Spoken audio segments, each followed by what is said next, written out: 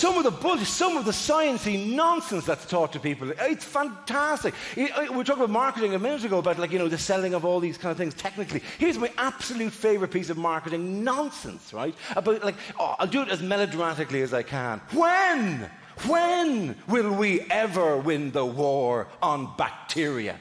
We're up to 99.9% now. Surely it's only one final push that we can eradicate that last 0.1% of bacteria, which is clogging up our kitchen work surfaces at the moment. And I mean the bad bacteria, not the good bacteria. No, there was some sort of propaganda war where we lured El Casei Immunitas onto our team. What happens if you pour Dettol into a Yakult?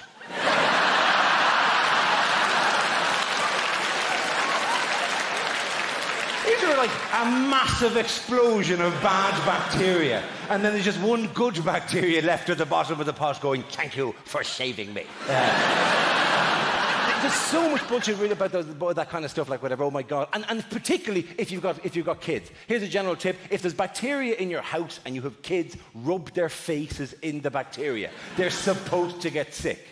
You're not supposed to spray every single surface near your children and wipe out everything, right? It's not good for their immune system. It's ridiculous, right? Because, you know, and there's so much fear about these kind of things. Like, parents in this country must be just gone bananas with it, going, Jesus Christ, oh my God, my kids, don't come into the kitchen. There's bacteria everywhere all over here. And don't go outside. There are murderers out there. Just stay in the hall. How long do I have to stay in the hall? Until you're 18, then you can do whatever you want, right? Okay, you can go to the shops, but be careful nobody follows you. Geez, I shouldn't let him go. I'll follow him. Right? And it is just there's a general kind of lack of knowledge about science. Not just specifically you, right, who thinks that fucking pixies bring electricity from one side of the room to the other, right? You've got to stop believing that, my friend, with their little flapping of their wings and fucking wiggling of their tails. That's not the way it works. What, do you think there's a little elf in the bulb who dies eventually, and then you're going to take the elf down and replace him with a new one? No, of course not. There's a general kind of, in the media, there's a lot of that kind of stuff that people don't know about numbers. I'm a numbers guy. I'm a dweeb, all right? I apologize. I'm a bit of a nerd about these kind of things. I get really pissed off when people give out about, like, crime going up, when, say, the numbers are definitely going down. And then if you go, but the numbers are going down, they go, but the fear of crime is rising. And you're going, well, so fucking what?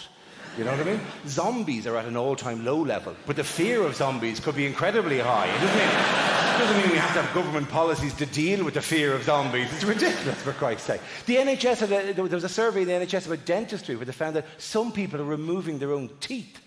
You know? And they brought on some senior dentists onto Sky News and gave out to him and said, how dare, this is terrible. People are removing their own teeth. And this guy stood there and went, well, obviously, systems should be put in place to deal with, which is stupid. He should have just gone, well, these people are clearly fucking morons at the highest order. I mean, who removes their own teeth, for Christ's sake?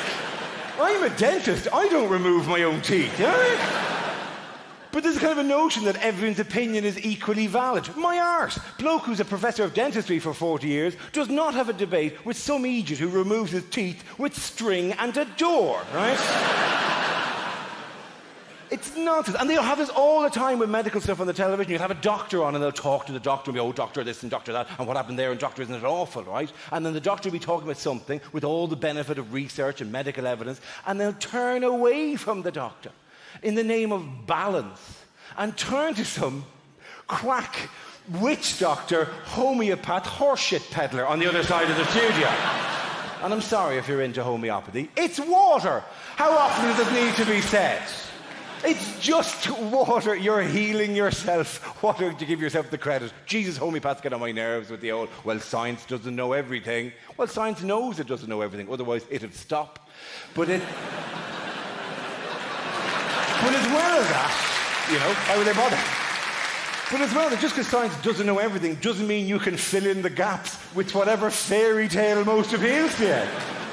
No, well, the great thing with homeopathy is you can't overdose on it. Well, you could fucking drown. I'm sorry. It seems harsh, and I used to be much more generous about it, but right now I would take homeopaths and I'd put them in a big sack with psychics, astrologers, and priests, and I'd close the top of the sack with string, and I'd hit them all with sticks. And I really wouldn't worry who got the worst of the belt of the sticks, right? End anyone in answer to the difficult questions in life, the I don't know what happens after I die, or please, what happens if my loved ones die, or how can I stop myself dying? The big questions gives you an easy bullshit answer, and you go, well, do you have any evidence for that? And they go, there's more to life than evidence. Get in the fucking sack. I'm sorry, herbal medicine. Oh, herbal medicine has been around for thousands of years. Indeed it has, and then we tested it all, and the stuff that worked became medicine. And the rest of it is just a nice bowl of soup and some potpourri. So knock yourself out. Chinese medicine. Oh, Chinese medicine. But there are billions of Chinese. Chinese medicine must be working. Here's the skinny in Chinese medicine. 100 years ago, the life expectancy in China was 30. The life expectancy in China at the moment is 73. And it's not feckin' tiger penis that turned it around for the Chinese. Didn't do much for the tiger either, if you don't mind me pointing out. Oh, but they're so wise. They've one word for crisis and opportunity. Yes, but they also have one word for China and Tibet, and it's China, so fuck them. Right?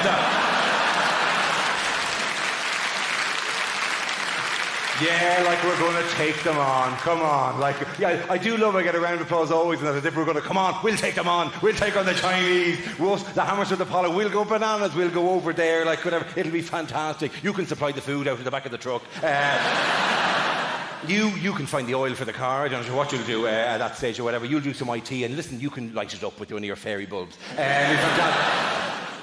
But it is just one of these like ridiculous things. Like, you never see that balance thing with really, really hard science. You never see it with like physics. Like, you never see like a guy on talking from NASA about a space station. They go, "Oh, Mr. NASA guy, you have a new space station," and they talk, and then they go, "Right, but that's very interesting. But for the sake of balance, we must now turn to Barry, who believes the sky is a carpet painted by God."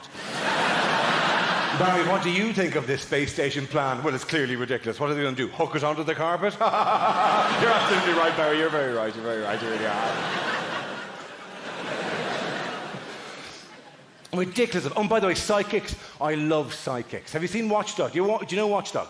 Yeah. Of course you do. Thank heavens for that. Because the comedian feeds off the energy of his audience. And right there, I slipped into a coma. So, Watchdog, I'm not sure why you'd whoop that particular sentiment. That seems an unusual thing to want in a performer. Come on, go to the coma again. That's exciting theatre. Anyway. Energy. Okay, if you want, I'll do more jumping around. It seems an unusual request. Okay, I'll do it more. Sorry. Oh, sorry, that was you giving me energy. Thank you very much. I'm charged. See the way it works? All you need is somebody at the back of the room to go, energy, and then the bulbs will kick off in a huge way. It's mad.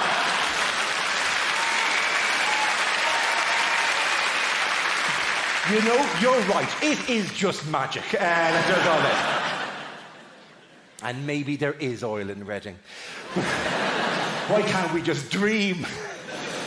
Anyway, that'd be great if you went home after the gig. So would it be great if you went home, like, and you're in the bathroom and suddenly just goes up out of the toilet and you go, Mary, this couldn't be. That'd be too lucky, wouldn't it? Just sort of shooting up out of the thing. Anyway, sorry.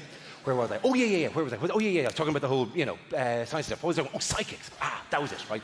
There was a thing on. I'm sorry, I got thrown by a woman shouting energy, as if we were in the middle of a 1970s glam disco review. Yeah! Sorry. Fusion, excitement, energy, power. Any other random buzzwords you'd like me to give a physical expression to at some stage? Stealth.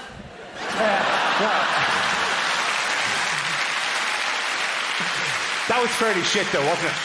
I mean, let's say that was a pretty poor expression of stealth, wasn't it? You'd be a really bad ninja if all you did was just like that.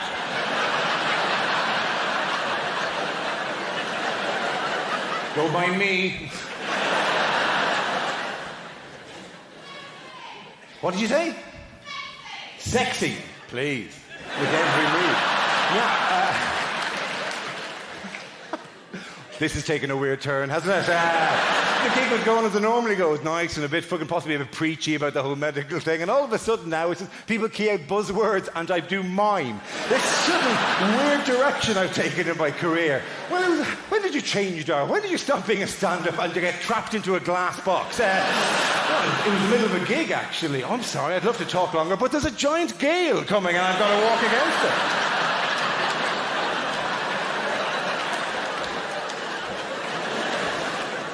That's weird. Anyway. That was a crap stealth. Good stealth if I did the rest of the gig over here. That'd be very good. That'd be quality stealth. See, that's fucking great stealth. You know I'm here, but you've no idea. For all you know, I'm going to walk... Oh, hang on, no, round the back. Yeah, yeah, right, okay. And then we're behind the big board, and we're behind the big board. No, I haven't gone anywhere. Jeez, this is going to be weird. People at home are going, what the fuck is going on here? Right? That's the problem with the had to be there moments. You really did have to be there some of the times, really. I think we've had our one, the woman shouting out energy. Anyway, so... Psychics. How did you know I was going to say that? It's incredible. Some people just have a gift, a remarkable talent for being able to draw that information out.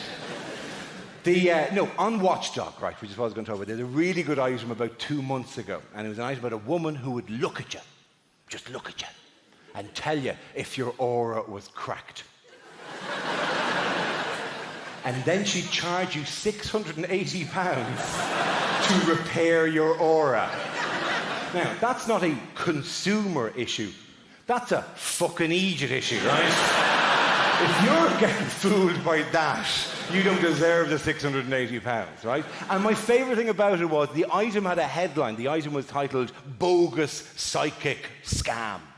As if there's any other kind of psychic. As if you could have finished it with a real psychic going, well, on behalf of genuine psychics, we'd just like to say, we're very angry about this. And so are the dead. I did a television show a few years ago in Ireland called The Kelly Show, right? And on The Kelly Show that night was a woman called Sharon Neal. Sharon Neal sells herself as the blind psychic, right? And the host turned to her and said, Sharon, would you do a reading for the audience here? And Sharon turned to the audience and says, has anyone here lost a Mary? In Ireland! A forest of hands shoot up. People are always losing Marys in Ireland. Some people had lost a couple on the way to the studio that night. If you sit down too quickly in Ireland, Marys will roll out of your pocket into the gap in the couch. And even then, she kept getting stuff wrong, and the host did a brilliant thing. He turned to her and he said, there's something that nobody ever says to psychics. He goes, Sharon, you got a lot of that wrong. And Sharon said an amazing thing. On national television, she went, well, sometimes there are so many voices coming through, it's difficult to know which is which. Basically, she went to the telly and went, I'm so psychic, I'm shit at being a psychic. You know what I mean? I'm too psychic for my own good, that's my problem, you know what I mean? That's not her laugh.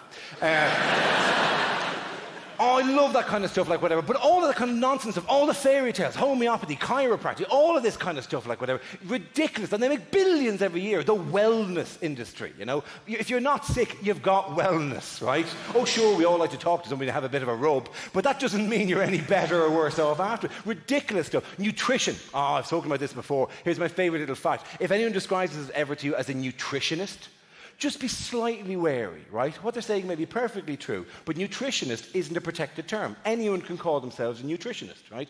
Dietician is the legally protected term, right? Dietician is like dentist, and nutritionist is like toothologist. I mean, I could call myself a nutritionist, and I'd be a phenomenally popular nutritionist. People would come from miles around. I'd be going, listen, you look fantastic. Let's have a pint. Come on. You fat bastard, I'll wrestle you, right? It's ridiculous, and it is just, even though there's loads of evidence for these kind of stuff, we still on some level would sooner believe the story that our mother tells us about a woman she knew who had a headache, and then she rubbed a cat on the side of her head, and the headache was gone the next day, right? And we'll even take some things for granted about our own health. There was a thing on the cover of the London Evening Standard. The London Evening Standard, during the year, had this thing where it said 10 symptoms you should not ignore. And you read that and you're thinking, right, this is going to be something which I've had for a while, but it's been low level and I've never done anything about it, but it hasn't gone away and maybe I should get that checked out. That's what you presume it is, you know what I mean? And like, oh, that pain in my arm is still there. I can't seem to clear that chesty cough. The first 3 symptoms you should not ignore were rectal bleeding, loss of height, and sudden blindness.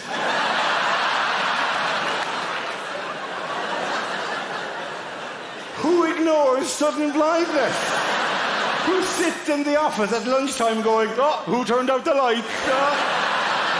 I know, I can't see a thing, it's awful. I'm no use to anyone today. Here, I'll answer phones. That's all I can do. That's all I'll be good for today. Oh, don't make a fuss, don't make a fuss, don't make a fuss.